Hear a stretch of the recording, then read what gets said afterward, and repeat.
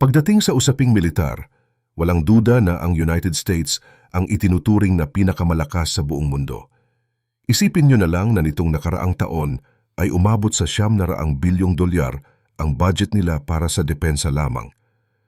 Sa laki ng perang ito, parang imposible na maisip natin na darating ang araw na mauubusan sila ng bala o mga missiles.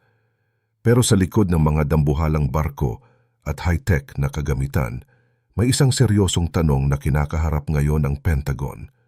Maraming mga expert at military analyst ang nagsisimulang mangamba dahil sa bilis ng pag-ubos ng kanilang mga armas sa mga kasalukuyang gulo sa ibang bansa. Hindi ito isang simpleng chismis lang, kundi isang realidad na pinag-aaralan na maging ng mga opisyal sa loob mismo ng gobyerno.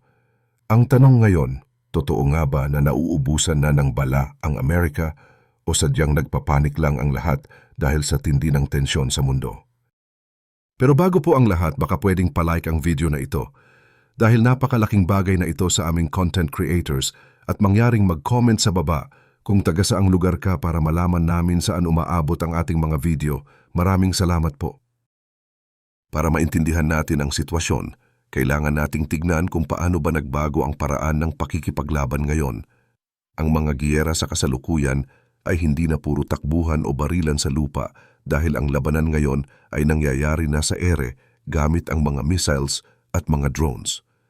Sa ganitong klase ng bakbakan, sobrang bilis maubos ng mga bala dahil kailangan mong magpaputok ng paulit-ulit para masigurado na tatama ka sa target o kaya naman ay para mapigilan ang mga atake na papunta sa iyo.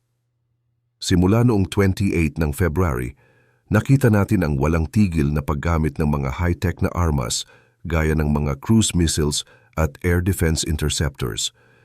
Dito na pumapasok ang bida sa usaping ito na walang iba kundi ang Tomahawk missile. Ang Tomahawk ay isang klase ng missile na pinapalipad mula sa mga malalaking barko o kaya ay sa mga submarines na nasa ilalim ng dagat. Ang galing nito ay kaya niyang tumama sa isang maliit na building kahit na nasa daan-daang kilometro pa ang layo nito. Pero ang katotohanan ay sobrang mahal ng teknolohiyang ito dahil ang isang piraso lang ng Tomahawk ay nagkakahalaga ng $4 million. Kung susumahin natin ang mga ulat, ang Amerika ay nakapagpaputok na ng 168 Tomahawk missiles sa loob lang ng unang 100 oras ng isang labanan. Ibig sabihin nito ay gumastos na agad sila ng $600 milyong sa loob lang ng 4 na araw para sa isang uri lang ng armas. Isipin nyo na lang kung gaano kalaki ang nagagastos nila kung isasama pa natin ang iba pang mga kagamitan na kailangan nilang gamitin araw-araw. Ang problema pa rito ay hindi naman nanonood lang ang mga kalaban nila gaya ng bansang Iran. Gumaganti rin sila gamit ang sarili nilang mga drones at missiles na nakatutok sa mga base ng Amerika at sa mga daanan ng barko. Dahil dito, kailangan ng Amerika na magpaputok ng mga defensive interceptors para harangin ang mga papasok na atake. Ang masaklap na parte ay mas mabilis ang pagpaputok kaysa sa paggawa ng bago. Hindi kasi ito parang mga ordinaryong gamit na pwedeng i-mass produce sa loob lang ng 1 linggo. Ang pagbuo ng isang advanced missile ay inaabot ng mahabang panahon dahil sa hirap ng mga parts na kailangan dito. Kung magpapatuloy ang ganitong bilis ng ubusan, darating ang punto na baka wala nang makuha sa kanilang mga imbakan. Dito na papasok ang lalong nakakalulang usapan tungkol sa pera at sa mga numerong halos hindi natin mapaniwalaan.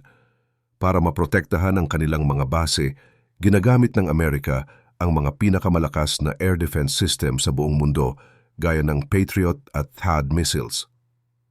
Sa unang tingin, mukhang ayos lang dahil trabaho naman talaga nito ang magpabagsak ng banta sa ere. Pero kapag tinignan natin ang presyo, doon mo malalaman kung bakit nahihilo ang mga accountant ng Pentagon. Ang isang piraso lang ng Patriot Interceptor ay nagkakahalaga ng nasa $4 na milyong. Ang masakit nito, ang mga drones na pinapadala ng Iran para atakihin sila ay nagkakahalaga lang ng baka $30,000 bawat isa. Isipin nyo ang laki ng agwat ng presyo. Gumagastos ang Amerika ng $4 na milyong para lang sirain ang isang gamit na $30,000 lang ang halaga.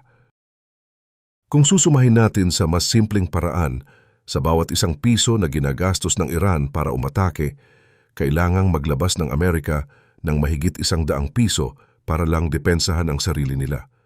Napakalaki ng lugi sa palitan na ito. Hindi lang ito tungkol sa kung sino ang may mas maraming pera, kundi tungkol sa kung sino ang mas mabilis maubusan ng pondo sa gitna ng bakbakan. Bukod sa usapin ng pera, may isa pang mas malalim na problema na hindi agad nakikita ng marami. Ang mga missiles na ito ay hindi ginagawa sa loob lang ng isang gabi. Sa nakalipas na maraming taon, mas mabilis gumamit ng mga armas ang militar ng Amerika kaysa sa kakayahan ng mga factory na palitan ang mga ito. Balikan natin ang halimbawa ng Tomahawk missiles para mas lalong luminaw ang sitwasyon. Sa loob ng huling 5 taon, ang Amerika ay bumili lamang ng kabuang 322 piraso ng mga missiles na ito. Pero sa tindi ng gulo ngayon, halos kalahati na agad niyan ang nagamit nila sa loob lang ng 2 linggo. Ibig sabihin, ang supply na dapat sana ay pangmatagalan at inipon sa loob ng maraming taon ay naubos lang sa loob ng ilang araw. Ito ang dahilan kung bakit maraming matataas na opisyal ang hindi na makatulog ng maayos. Natatakot sila na ang epekto nito sa Navy ng Amerika ay mararamdaman pa sa susunod na maraming taon dahil sa sobrang nipis na ng kanilang imbakan. Hindi kasi pwedeng madaliin ang mga factory dahil kailangan ng matinding pag-iingat sa pagbuo ng ganito ka-advanced na kagamitan. Isa pang halimbawa ay ang THAAD Interceptor na itinuturing na isa sa pinakamahusay sa buong mundo. Sa katunayan, 11 piraso lang nito ang kayang gawin sa loob ng isang buong taon. Pero noong nagkaroon ng labanan noong June 2025 na tumagal lang ng 12 days, nagamit na agad ng Amerika ang 25% ng lahat ng kanilang nakatagong supply ng THAAD. Isipin nyo, sangkapat ng kabuang stock nila ay naglaho sa loob lang ng halos 2 linggo. Ngayon, nahaharap na naman sila sa isa pang malaking missile war, kaya naman talagang nagkakagulo na ang mga numero. Habang tumatagal ang giyera, lalong lumulobo ang gastos at lalong kumukonti ang bala na pwedeng gamitin. Paano na kaya kung biglang magkaroon ng panibagong gulo sa ibang parte ng mundo? Kaya pa nga ba nilang rumesponde kung halos simot na ang kanilang pinaka-advanced na mga armas? Dito tayo lalong mapapaisip dahil sa mga datos na lumalabas mula mismo sa mga briefing ng Pentagon. Sa loob lang ng 6 na araw na bakbakan, umabot na sa mahigit $11 bilyong ang nagastos ng Amerika. Isipin nyo ang laking pera niyan para lang sa loob ng wala pang 1 linggo. At ang mas matindi pa rito, halos lahat ng perang iyon ay napunta lang sa pagbili at paggamit ng mga bala o tinatawag nating munitions. Dahil sa laki ng gastos na ito, bumabalik tayo sa mainit na tanong. Talaga nga bang nauubusan na ng bala ang United States?